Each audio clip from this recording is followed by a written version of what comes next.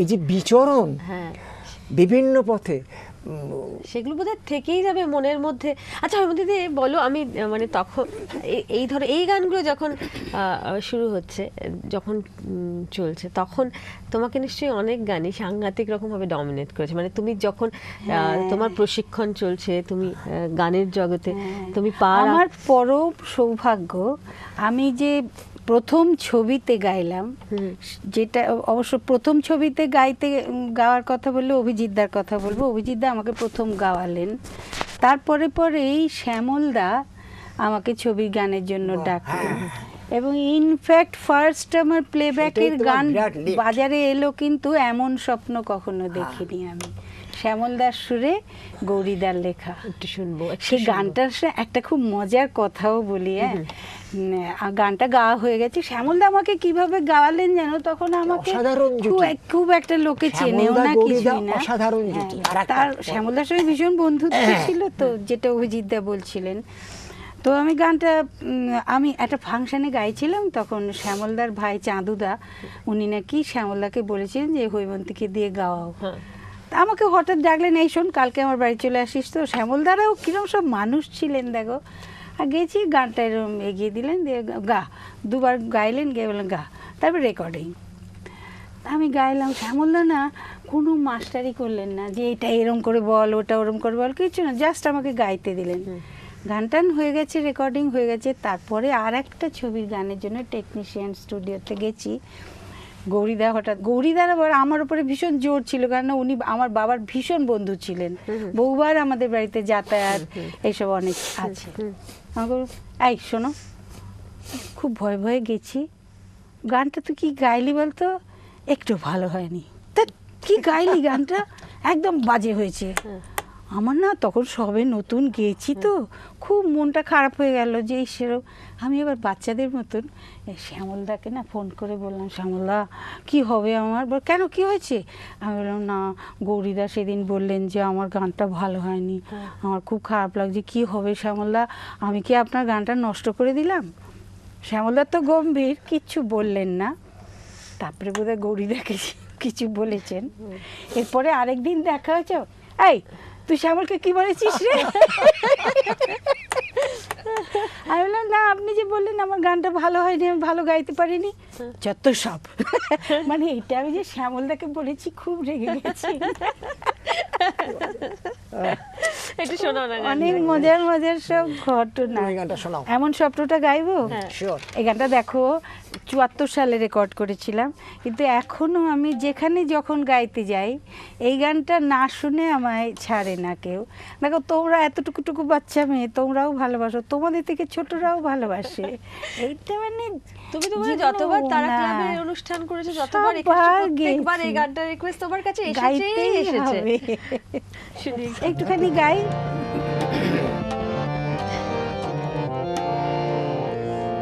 এমন স্বপ্ন কখনো দেখিনি আমি, মাটিতে যে আজ স্বর্গ এসেছে নামে। এমন স্বপ্ন কখনো দেখিনি আমি, মাটিতে যে আজ স্বর্গ এসেছে নামে।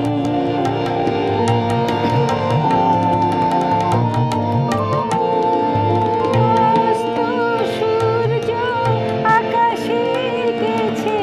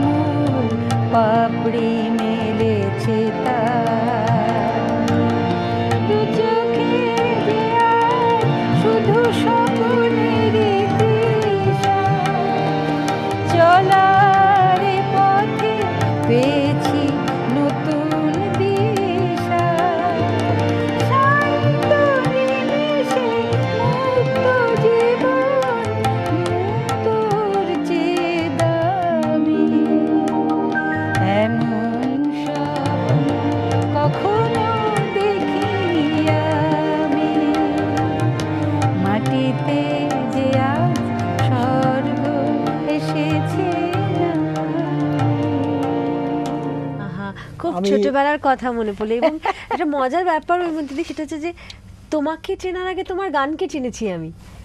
হ্যাঁ, মানে এটা যে ঠাকুরের কত পাওয়া এটা বলো যে- তো।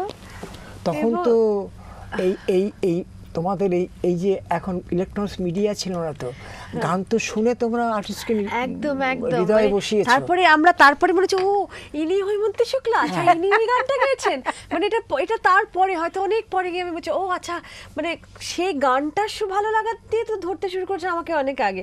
আমাদের সঙ্গে ফোনে একজন বন্ধু আমাদের এসছেন। হ্যালো হ্যালো হ্যালো, নমস্কার, হ্যাঁ নমস্কার। মল্লিকা সুপ্রভাত। বলছি। সুপ্রভাত। আমি আপনাদেরকে এটা বলতে চাইছি হ্যাঁ। যে আপনাদের এই অনুষ্ঠান শুনে একটা নস্টালজিয়া হচ্ছে, কারণ এত পুরনো সুন্দর সুন্দর গানগুলো আবার শুনতে পাচ্ছি। সত্যি সেই জন্য আপনাকে অনেক ধন্যবাদ, এবং আপনাদের এই অনুষ্ঠান পরিচালনা করার জন্য আপনাকে বিশেষ করে আমার অশেষ ধন্যবাদ এবং কৃতজ্ঞতা। ওল্ড ইজ গোল্ড কথাটা আবার আমি বারবার বলছি। খুব ভালো থাকবেন, অনেক ধন্যবাদ। আপনাদের সবাইকেও অনেক ধন্যবাদ। আপনারা আছেন বলেই আমি সুযোগ পাই তারা মিউজিকে এসে এরকম অনুষ্ঠান তার একটা অংশ হওয়ার। আপনারা না থাকলে সেটা সম্ভব হতো না। অনেক ধন্যবাদ। আরও এক বন্ধু আছেন ফোন লাইনে। হ্যালো হ্যালো, হ্যাঁ নমস্কার, মল্লিকা বলছি। হ্যাঁ হ্যাঁ, আমি আরিয়াদহ থেকে মনা ঘোষাল বলছি। হ্যাঁ বলুন, সুপ্রভাত আপনাকে। সুপ্রভাত। এবং আমি সমস্ত তারা মিউজিকের যত শ্রোতা আছে সারা পৃথিবী ব্যাপী আগে সবাইকে আজকে এইরকম অসাধারণ এই সুন্দর সকাল মানে উপস্থাপনা করার জন্য, এবং আমাদের এরকম মানে অসাধারণ লাগছে আর কি এই অনুষ্ঠান। আর আমি গৌরী প্রসন্ন মহিন্দার সমাজ দুই একটা কথা বলছি এই কারণে যে আমি বহুদিন এই সঙ্গীত লাইনে আছি। বিশেষ গৌরীদার গান বহু অনুষ্ঠানে গেয়ে থাকি। মানে আমার তো মনে হয় ওনার গান আমাদের এই পাঠ্যপুস্তকে অতি অবশ্যই পড়ানো উচিত। এত অসাধারণ কথা।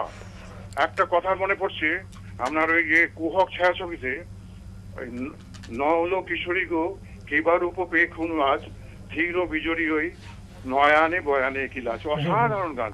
আমি এক লাইন গাইবো কি? হ্যাঁ গান। আমি এক লাইন গাইছি। হ্যাঁ গান। নহলো কিশোরী গো কিবার উপপে খুন আজ ধীর বিজড়ি ওই নয়ানে বয়ানে একিলা নহলো কিশোরী গো। অনেক অনেক ধন্যবাদ আপনাকে। আমরা আর এনাদের প্রসঙ্গ এলে না হেমন্তদা কিরকম এসে যান না, একদম। হেমন্তদার গলায় গান, এই গানগুলো যে কি অমর হয়ে আছে। একটা মজা হচ্ছে, আমি শ্যামলদা এবং হেমন্তদা দুজনকে বলছি, দুজনের সম্বন্ধে বলছি। এই দুজনের সুরের সহজ চলাফেরা, হৃদয়টা আছে। যেমন এই হেমন্তদার সব গানই, আর এরকম একটা সাকসেসফুল মিউজিক কম্পোজার, গায়ক তো ছেড়েই দাও পৃথিবী, কিন্তু একটা সাকসেসফুল ফিল্মে বেসিকে কি গান না করেছে। আমরা বোধহয় এমন দুটো মানুষকে নিয়ে কথা বলছি, এমন একটা সময়ের নিয়ে কথা বলছি যে সেই যে কারোর কথা উঠলেই বোধহয় একটা পুরো সময়ের কথা উঠে আসবে। আমাদের সঙ্গে ফোনে এক বন্ধু আছেন, তিনি কি কথা বলতে চাইছেন? হ্যালো নমস্কার, সুপ্রভাত, মল্লিকা বলছি। আপনি কি বলছেন? মল্লিকা, হ্যাঁ সুপ্রভাত। আপনাদেরকে আমি একটু কমিয়ে নিচ্ছি। অনেক ধন্যবাদ। রোজই আপনাদের অনুষ্ঠান শুনি, এবং আমার নাম আপিল মোহাম্মদ। আমি দাদার সাথে আমার পরিচয় অপরেশ লাহিড়ির বাড়িতে, মনে পড়ে কিনা মৃণালদা, বাপ্পি তবলা বাজাতো তখন, এবং আমার কিছু কিছু গানে ৭৩-এর কথা বলছি, আমি স্বাধীন বাংলা বিচার কেন্দ্রে গান করতাম। এবং আমার সৌভাগ্য হয়েছিল আপনার সাথে, গৌরীদের সাথে পরিচয় হওয়ার, কারণ আমি আকাশবাণীতে অনুষ্ঠানও করতাম। এবং আমার যদ্দূর মনে পড়ে বিমানদা স্টেশন ডাইরেক্টর ছিলেন, আপনি, বিভাল সারাদা এবং গৌরীদা আমাদের স্বাধীন বাংলা বিচার কেন্দ্রের খুব উচ্ছ্বসিত প্রশংসা করেছিলেন। তো গৌরীদার কথা মনে পড়লেই চোখে পানি চলে আসে। আর মানে হৈমন্তী শুক্লা তো বাংলাদেশের, আধা কলকাতার আধা বাংলাদেশ। সত্যি। এখন মনে হচ্ছে বাংলাদেশের 1/3 সমস্ত আমি মানুষ- এখানে অল্প ওখানে বেশি। তো মৃণালদা, আমার মনে পড়ে গৌরীদাকে প্রথম বঙ্গবন্ধুর নির্দেশে গৌরীদা, মানিক সত্যজিৎ দা, শ্যামলদা তাদেরকে ঢাকায় নিয়ে এসেছিলাম। এবং গৌরীদার একটি ইতিহাস আমার না বললেই নয়, উনি পদ্মা দেখতে চাচ্ছেন। প্লেন থেকে মানে আমার পাইলট ওনাকে পদ্মা নদীর যেখানে যাওয়া উচিত না এমনি ভাবে সেই রিস্ক নিয়ে গৌরীদাকে, আর গৌরীদা একটি শিশুর মতো ককপিট থেকে। তো আজকে আমি তো আপনাদের অনুরোধ করব না, কারণ আমি আপনাদের গানগুলো আমি অনেকেই জানি, আমি নিজেও গুনগুন করি। তারার কাছে আমি সালাম জানাই যে এটা একটা আমাদের দারুণ একটা আমাদের একটা নারীর কাছাকাছি চলে গেছে তারা মিউজিক। এবং সত্যি কথা, চ্যানেল যে কত মানুষের ভালোবাসা পেতে পারে। এবং আমি বলবো যে যতটুক না মন্ত্রী দি আপনি এখানে আছেন, ততটুকুই মল্লিকা এবং আরো দুজন তারা এককভাবে আমাদের হৃদয়ের বিশাল একটি স্থান জুড়ে আছে। আমি আপনাদের অমরত্ব কামনা করছি। আপনাকে অনেক ধন্যবাদ, অনেক অনেক ধন্যবাদ। কিন্তু এই যে আমরা আপনাদের কাছাকাছি থাকতে পারি তার কারণ হচ্ছে হৈমন্তী দি এবং আমাদের এখানে যে সমস্ত শিল্পীরা আসেন তারা না থাকলে আমরা পারতাম না। একটা ছোট্ট বিরতি নিয়ে আবার ফিরছি আমরা আমাদের আড্ডায়।